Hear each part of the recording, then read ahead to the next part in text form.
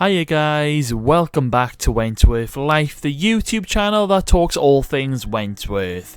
If you're new to the channel, then hit that subscribe button right now for all future updates. And if you stick around until the end of the video, as usual, I will be responding to some of your comments from a previous video.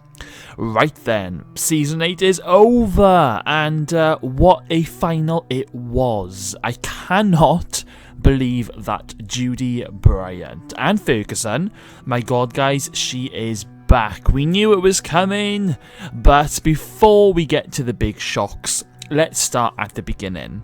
But before I continue, this video will contain major spoilers, so please make sure that you have seen the episode before proceeding. Okay, so I've got so much to cover, where the hell do I start?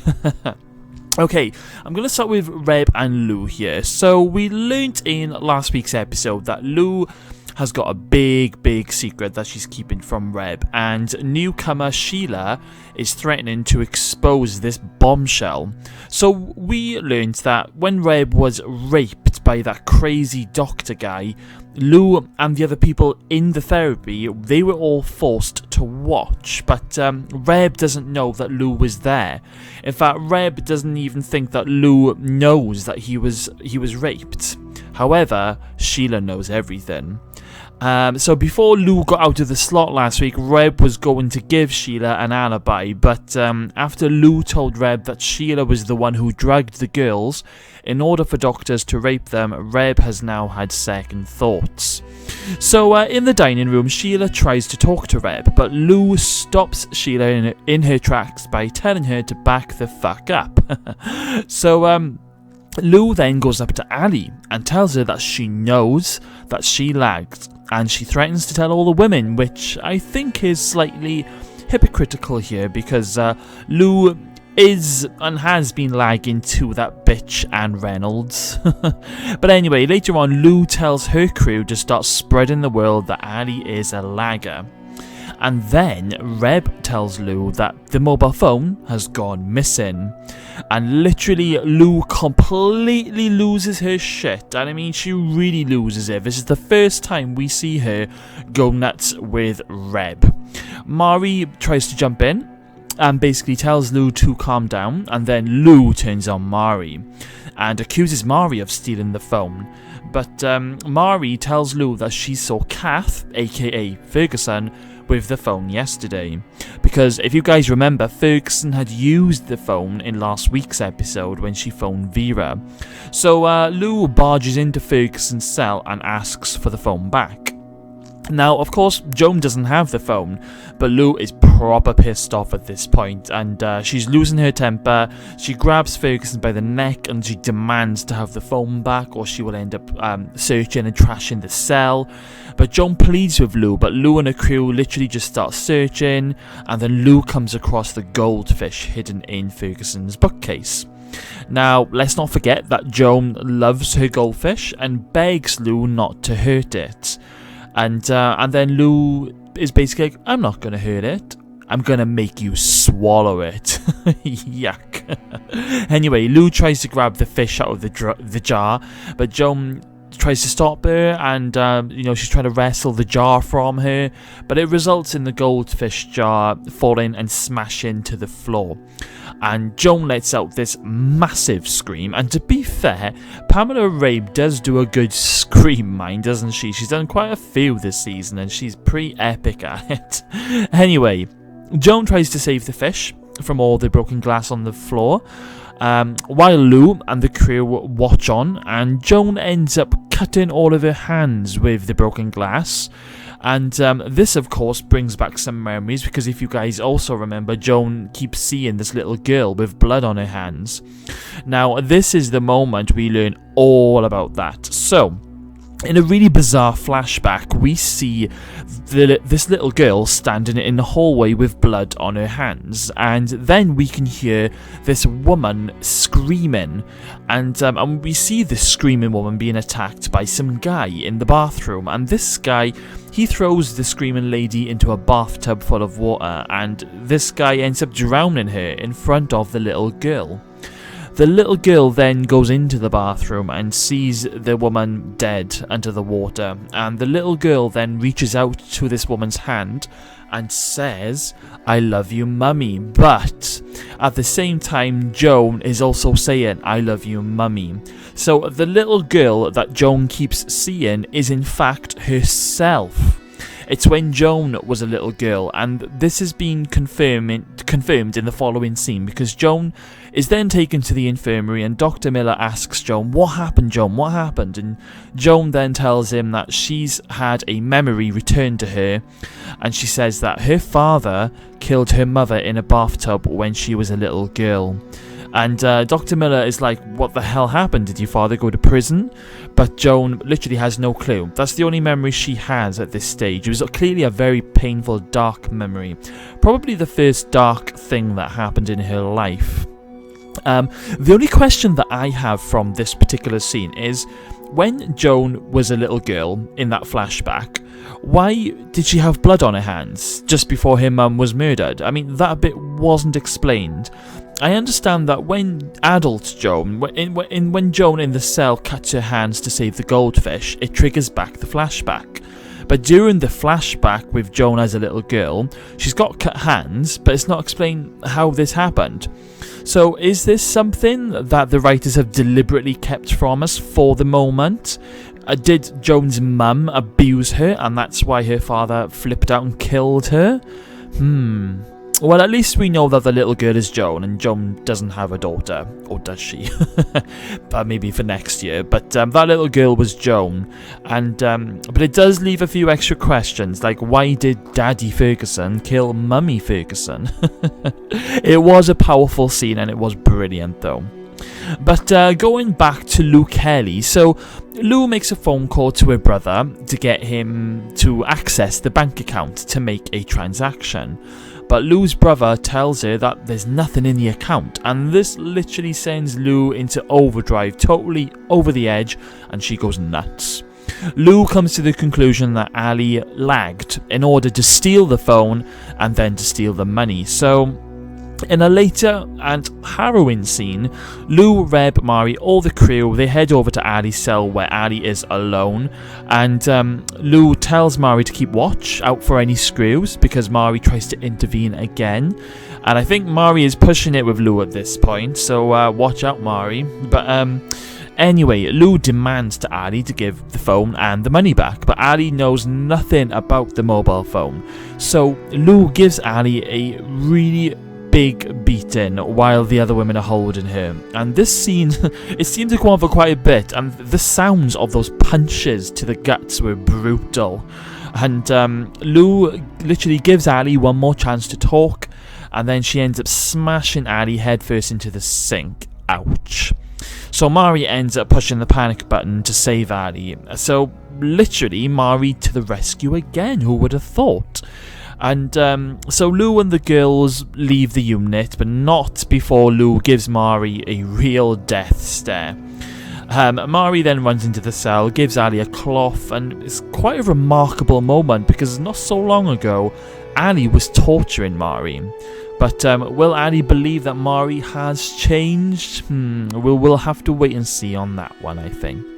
But a little bit later on, Mari goes back to her unit with Lou waiting for her. Lou tells Mari that she's literally getting sick of it, but Mari actually stands up to Lou and tells Lou that everything she is doing is stopping Reb from getting his treatment, and Lou completely, that's it, she's lost it. And she grabs Mari, pins her to the wall, and she's grabbing her by the throat and choking her. Mari's pleading with Reb to see this is what Lou is capable of, can't you see it? And then Reb then shouts and tells Lou to stop, and also shouts at Mari, telling Mari that she is not his mum, which is quite a heartbreaking moment because I've really liked Mari and Reb, their little mother and son relationship that they've had going on. So I'm hoping that maybe Reb did this just to calm Lou down, but Reb will continue to have his little chats with Mari behind Lou's back, I'm sure of it. I do have a feeling though that Mari is on a little mission to try and take Lou down, or at least try and stop Lou's hold over Reb. And we learn this during a scene in the yard when Mari talks with Sheila, because Mari tells Sheila that she knows that about the attempted mass murder charge that she's on at the moment, but she promises Sheila that she won't say anything. Sheila then tells Mari that Reb must trust you to tell you these things, and Mari goes on to say that he does. But Lou has far too big a hold over him, and Sheila agrees.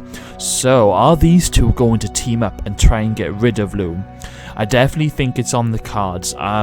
Of course, Lou thinks she has her hands full with Allie, and with her heads currently turned in Allie's direction, this gives Mari and Sheila the opportunity to team up behind Lou's back. If this happens, this will be so good. So I just want to quickly talk about Linda Miles now. So last week, Mr. Jackson suspended her after Linda pretty much smashed Ferguson's head in with a baton.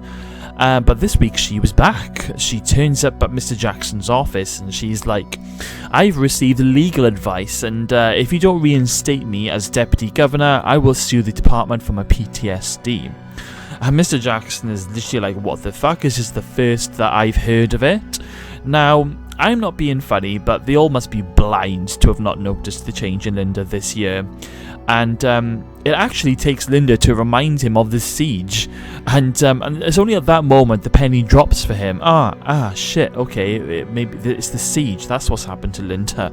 And I'm literally thinking, like, what the hell? The only person who spotted something wrong was Vera. I think Vera needs to come back as governor next year, because I think Will really has taken his eye off the ball this season. Anyway, he actually plays ball with Linda, because when Linda leaves his office, Linda looks over to Anne Reynolds' office, and they both smile at each other from the distance. So it was clearly Anne who orchestrated this idea to Linda. But I just don't like Anne Reynolds at all. I don't think Anne gives a rat's ass about Linda Miles. Anne is just using her at the moment for her own gain. And when Linda has no more use for Anne Reynolds, Anne will throw her to the wolves.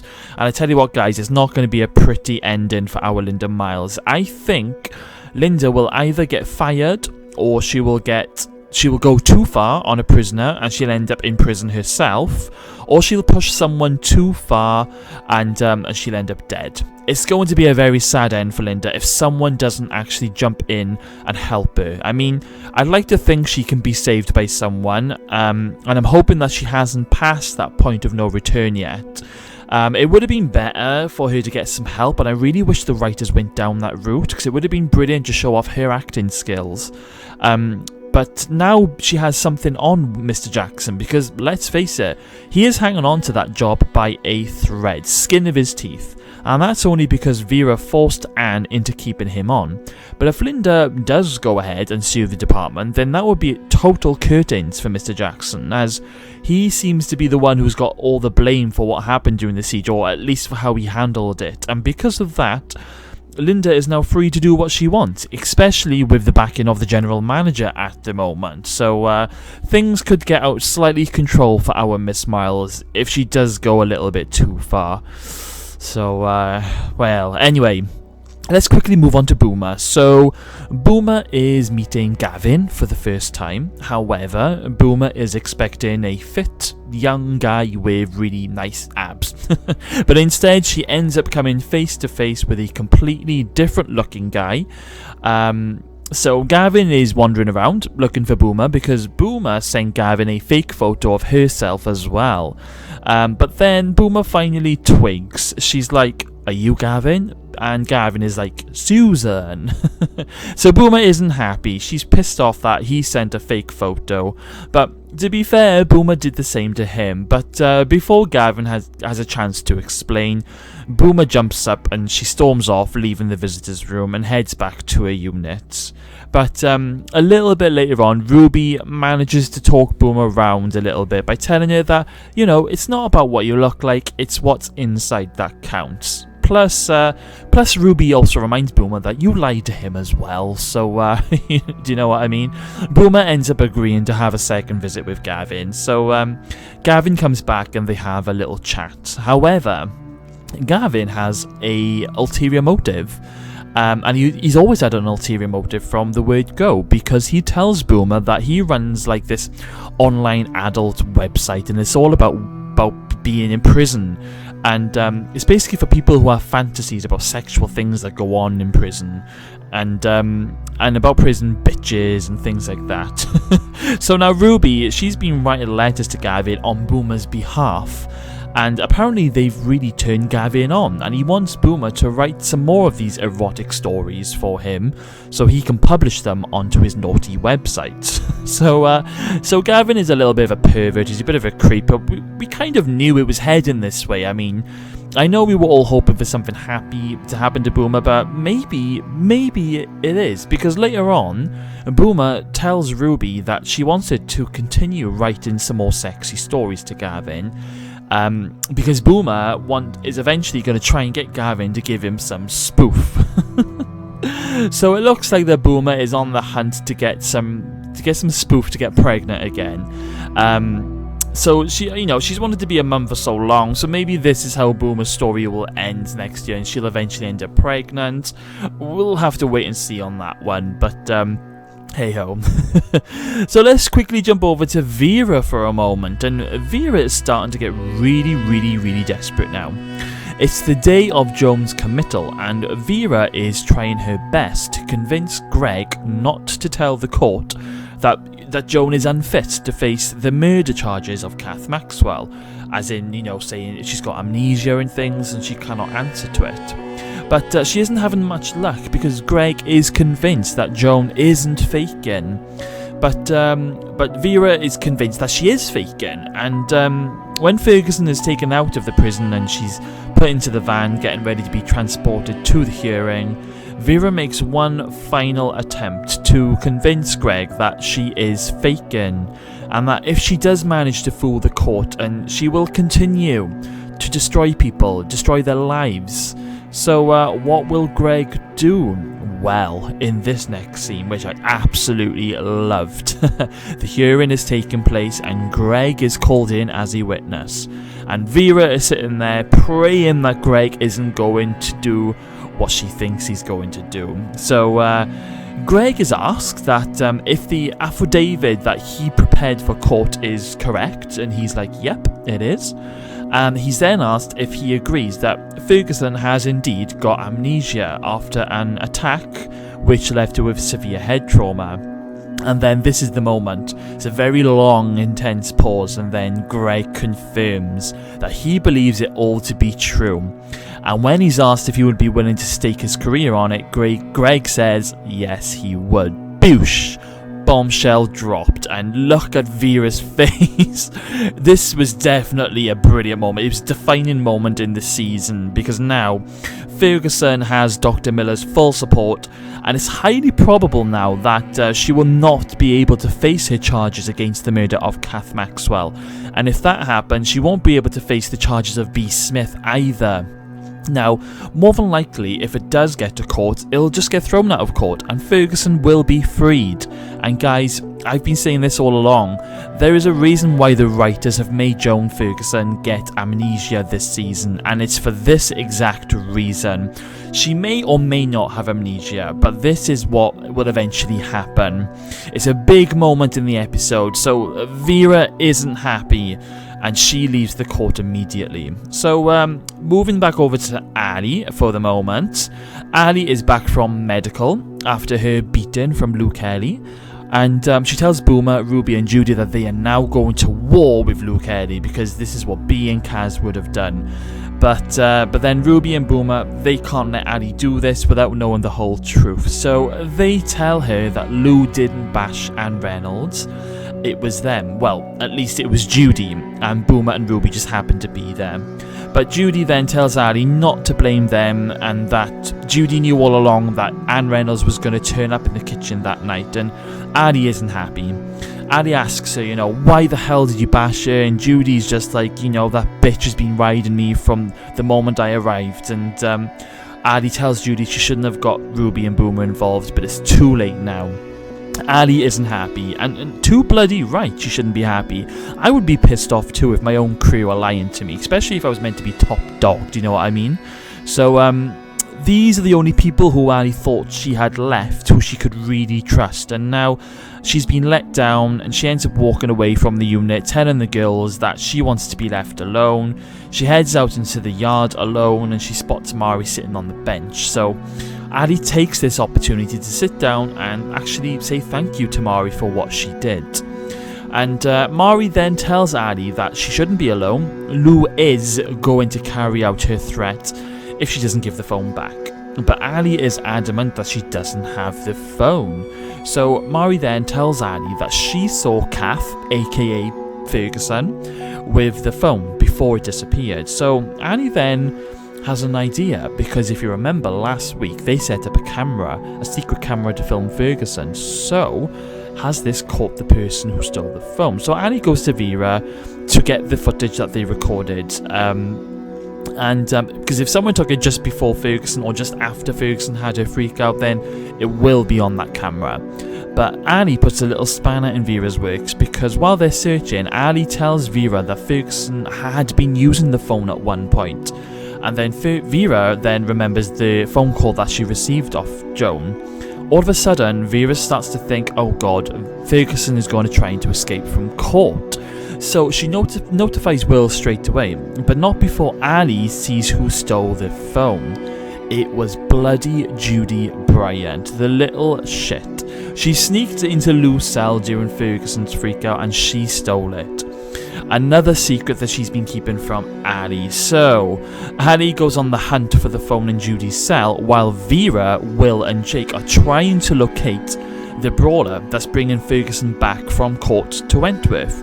But none of them are answering their phone, so alarm bells are ringing here, and there's a small moment of panic, but Vera is convinced that Vera is trying to escape. Vera is convinced that Ferguson is trying to escape, and Jake tells Vera to go home and get baby Grace. But just at that moment, Mr. Jackson's secretary comes in and informs them that the brawler has indeed arrived. So the three of them rush outside, but they're told by the brawler guys that there was a security breach at the courthouse and they weren't allowed in to get Ferguson. So it was the courthouse guys that put it back in the brawler.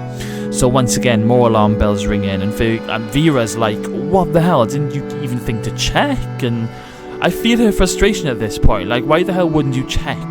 But anyway, Vera tells them to open the doors, and who should be sitting in the brawler? Dun dun dun. Oh, it's just Ferguson. Panic over. Vera can breathe a sigh of relief for the moment anyway. So anyway, meanwhile, Allie's trying to find the mobile phone, and she finds it in Judy's cell, and then in walks Judy. So Allie is really annoyed, and I don't blame her. Judy tries telling Allie that she needed the phone and the money to help fight her extradition over to the US, but Allie don't care. She's had enough. She can't trust anyone anymore. She doesn't even have enough respect from her own crew, and she pretty much breaks down and she's had enough now. Judy tells Allie that she'll get the money transferred back into Lou's account and she'll return the mobile phone. So Allie throws the phone onto Judy's bed and just leaves her to do it, and I feel really sorry for Allie. She really isn't top dog material, and but then who can she pass the top dog leadership on to? There's no one, so I feel like she's kind of trapped at the moment. If only Rita was around, now that would be perfect, wouldn't it, guys? Anyway, quickly back over to Sheila for a moment. So Sheila manages to get Reb alone, and she asks him, why have you changed your mind about giving a statement to the police? And Reb lets loose on Sheila. You know, he goes a bit nuts, telling her that she is sick for what she did to the girls back in the retreat. But Sheila then tells Reb, you don't know the full story of the part that Lou played, and she basically tells Reb everything, because in a later scene, Lou finds Reb in his cell, and Reb asks Lou, is it true? Is it true that when he was raped, Lou just stood there and watched? And it's a heartbreaking scene, but Lou ends up breaking down, and she tells Reb that she was weak, and Lou actually says that when she went to this retreat, she actually trusted this doctor guy. She thought he was her saviour. He was going to cure her from her bad temper and all the bad thoughts that were always going through her head, but he ended up doing what he did to Reb. So Reb tells Lou to get out of his cell, and in a real powerful moment, Lou screams out that she killed them. She killed all the people in the retreat and burnt the place to the ground. It was her, and she would do it all over again to protect Reb.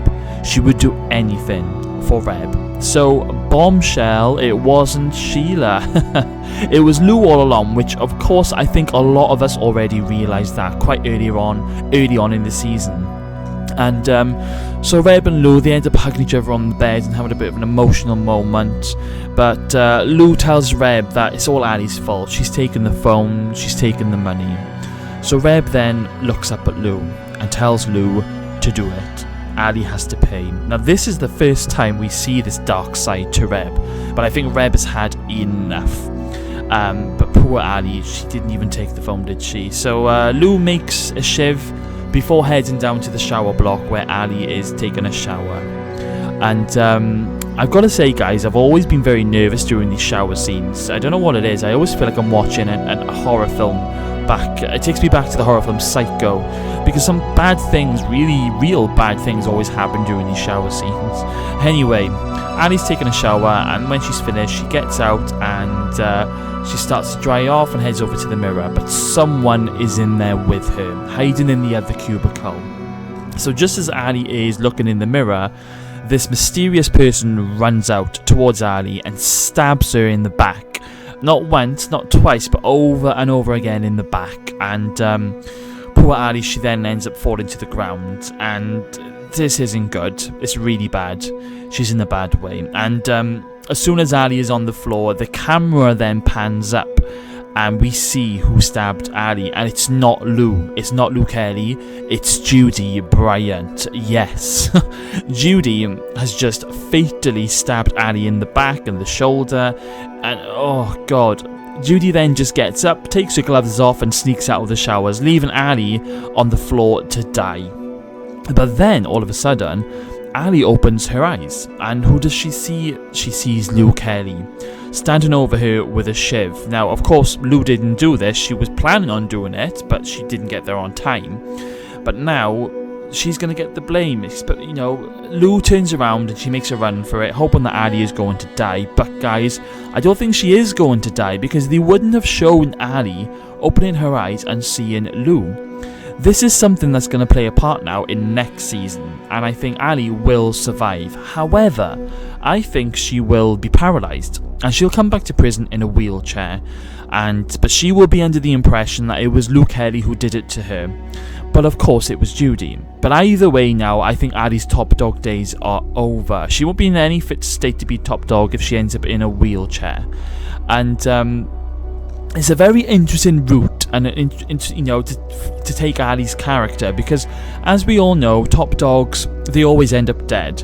And I think a lot of us were expecting this to happen to Allie, but in a twist, I don't think Allie will die. They're taking a different route with this, and she will be back, but I think she'll be back in a wheelchair, and Lou will get the blame. And of course, we now all know how dangerous Judy really is. She really don't care about anyone, and this really concerns me, because she's sharing a unit with Boomer, and I really hope she doesn't end up hurting Boomer next year. Fingers crossed now.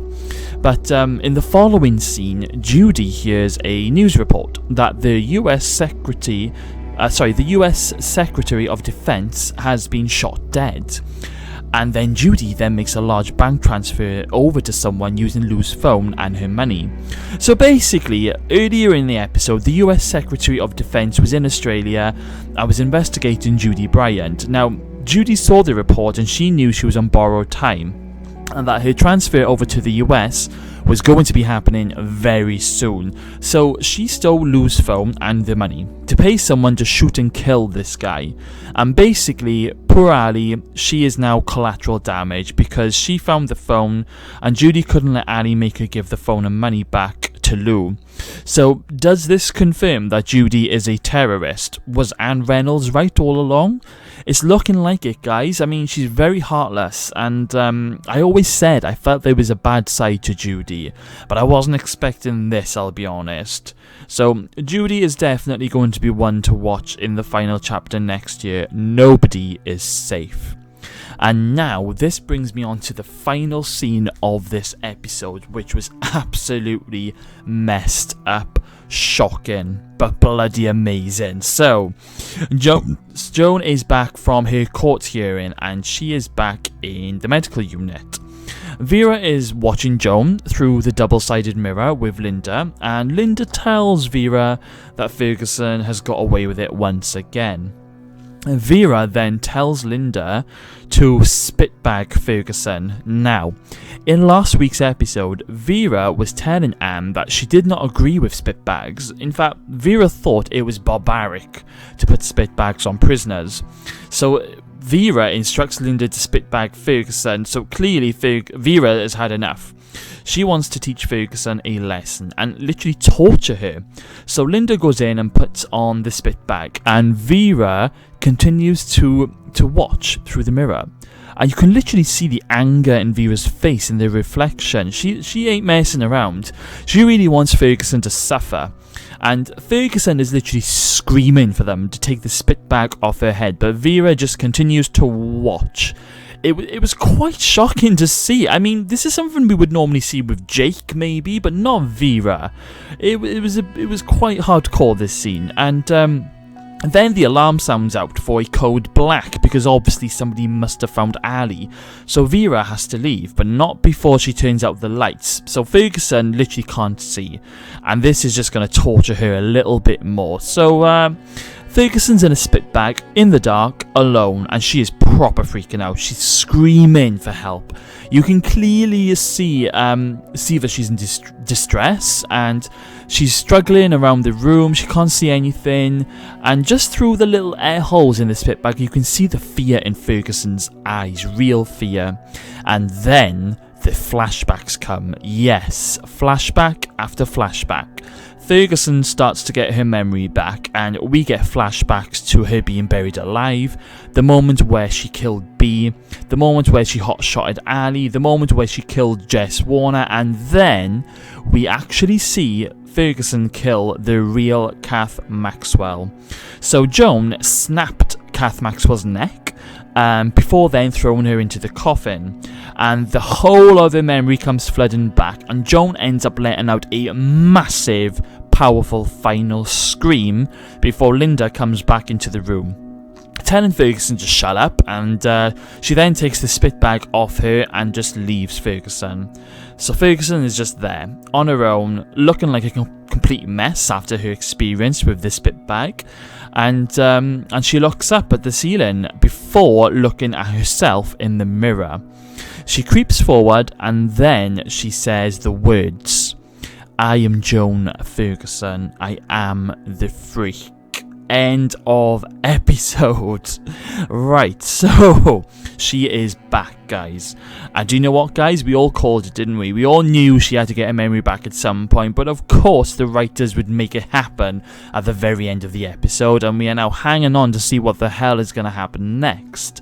So, now this probably couldn't have happened at a more worse time, because Joan has already had a committal hearing and Dr. Miller has given his statement, so everyone in the courthouse are under the impression that she's completely lost her memory, and of course that was true. But now Vera has just buried her own grave, because now Ferguson, all she has to do is carry on the act in order to get all of her charges dropped, and when that happens, she will be back. She will be back in that prison, and she will be able to control everyone. She will have so much on Will, Jake and Vera, they will have no choice but to do what she says. It's going to be brilliant, guys. Absolutely epic. Remember back in season 5, Joan said that famous quote, "Anybody who betrays me will pay," and I think that final act will be played out next year. Next year's season really is going to be off the scale. So a brilliant season final. Now I know a lot of people were saying that it's been a bit of a slow season, but I don't think it's been slow. I think it's been a bit of a building season, but it hasn't been slow. There's been some brilliant moments, and it definitely wasn't weak. And the acting has also been off the scale this year, and I just have to applaud everyone involved in Wentworth this year. It's been absolutely phenomenal. So we are left hanging now, guys. The real Joan Ferguson is back. What will Ferguson have planned next? Allie's been stabbed by Judy and left to die, but Lou's going to end up getting the blame. Who will be top dog now? Judy has had a US guy shot dead. What will be her next move? And who else will be in danger from her? Sheila's storyline is only beginning, so what will we have next from her? Mari still has that rat poison, so who will she use that on? So many questions keeping us hanging, and I can't believe we have to wait a year, or 6 months at least, to find out what happens next. Let's just hope that next year we get a bit of an earlier start than July. Hopefully we might get April or May again. Fingers crossed anyway. So my favourite moment from this episode was probably the ending. I'm not going to lie. When Ferguson realised who she was and we ended up getting that famous music in the background, I had goosebumps. Pamela Rabe is a fantastic actress, but let me know in the comments box below, guys, what was your favourite moment from this episode, and do you think Allie will survive? Also, let me know what you guys think is going to happen in next year's Wentworth's final chapter. I would love to hear your take on this. Alright guys, make sure you let me know. And on the subject of comments, it is now time for some comment replies. So we have Katie Dick. Hope I get a last shout out from Craig. Loving all your videos, hun. Yes, Kaylee, so here is your shout out, and thank you for all your amazing comments. Keep them coming, Katie. Bro mate, oh my god, Judy Bryant is the evil we all fear, most the one that we thought we knew. Not Lou, the freak, Mari or Sheila, Judy bloody Bryant. Yes, it's a bit like sleeping with the enemy but not realising it, isn't it? But yes, Judy is very dangerous. She clearly doesn't give two fucks about anything or anyone, so she's definitely going to be one to watch next year. Thank you for your comment, dude. And we have Caddy Olivia. I definitely think she will get her memory back just in time for season 9. They can't end the show without us seeing Ferguson one last time. Yes, definitely. And I think this is why they saved the best till last, because it's going to set everything up now for next year, and the real Joan Ferguson is going to be back. And she's been tortured this season as she thinks she's been Kath Maxwell. So pretty much everyone is going to be due some sort of payback by her, and it's going to be brilliant. So yes, thank you for your comment. Christopher James, wouldn't it be funny if Vera's plan to expose Joan backfires and it actually works in Joan's favour of getting her exonerated? By the start of next season, Vera could be on the other side of the bars, and in a twist, Joan returns as governor. Rita could already be back and as top dog. It would set things up perfectly for the end. Oh, and we need to see more of those gloves. It's been a long time. Yes, Chris, do you know what? You have just literally echoed how I think next year is going to happen. I've said for ages, I think Vera's going to end up in teal at some point, and Ferguson will be back on the right side of the bars. I can definitely see it happening, and Rita is definitely going to be back. I would love to see her as top dog. So, yes, I think me and you are on the same wavelength, Christopher, so thank you for your comment. And we have Josh Sims. I have a question for you, Wentworth Life. You think Linda Miles went too far with what she did to Ferguson, don't you? So do you think Will Jackson also went too far by burying her alive? Yes or no? And why, please? Good question, Josh. Well, I do think Miss Miles went too far, because Ferguson was clearly... she was having a bad trip on LSD. She needed help. Now, when Will buried her alive, Ferguson had already tortured so many people. She was never going to stop. She was pure evil. So, not only that, she was responsible for B's death. So she killed B, or B committed suicide. It's a bit of a both one there. But either way, she hot-shotted Allie, and that's what caused B to try and kill herself type of thing. So I can understand why Will buried her alive. I think it would have done the same thing. Ferguson was never going to stop. However, this year, we didn't know what Ferguson was up to.